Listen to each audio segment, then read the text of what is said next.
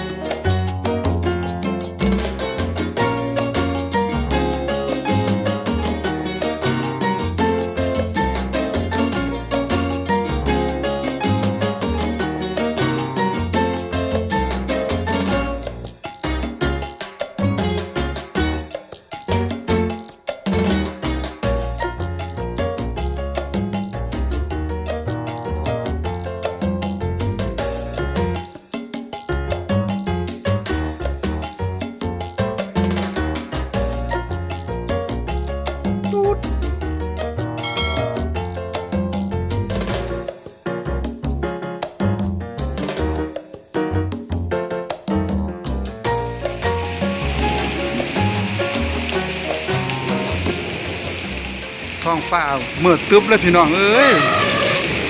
บรรลุจักสิได้กลับบ้านง่ายบ่พุ่นนี่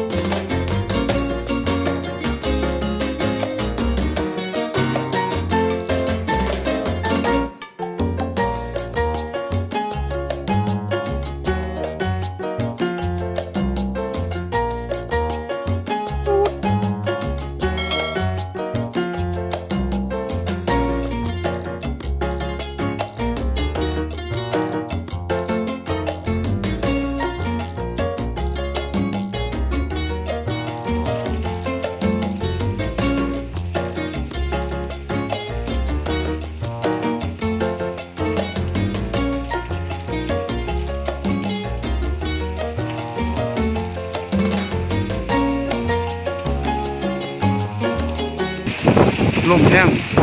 มืดตึ๊บเลยครับผมวุ่นบงฟ้าทางฝนมืดตึ๊บเลยทางอุดรเนาะพี่น้อง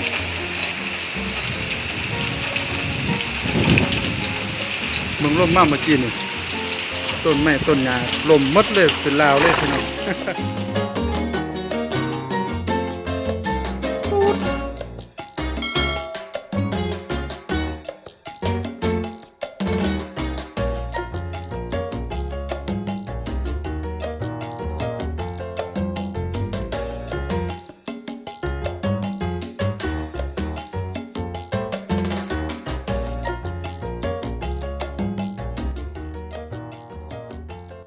สำหรับคลิปนี้ก็เป็นคลิปสั้นๆเนาะพี่น้องซึ่งเป็นคลิปเก็บบรรยากาศฝนตกพายุหัวสุดท้ายมาให้เบิ่งเนาะพี่น้องหากคำว่าเบิ่งแล้วยังบ่กดติดตามก็ฝากกดติดตามให้เด้อครับผมเพื่อได้เป็นกำลังใจในเฮ็ดคลิปต่อไปเนาะครับผมเอาจังใดก็อย่าเจ็บอย่าจนมีเงินใส่บ่ขาดถุงสุขภาพแข็งแรงเด้อพี่น้องเด้อเอาไว้เจอกันคลิปต่อไปเนาะครับผมสำหรับคลิปนี้ก็สวัสดีครับ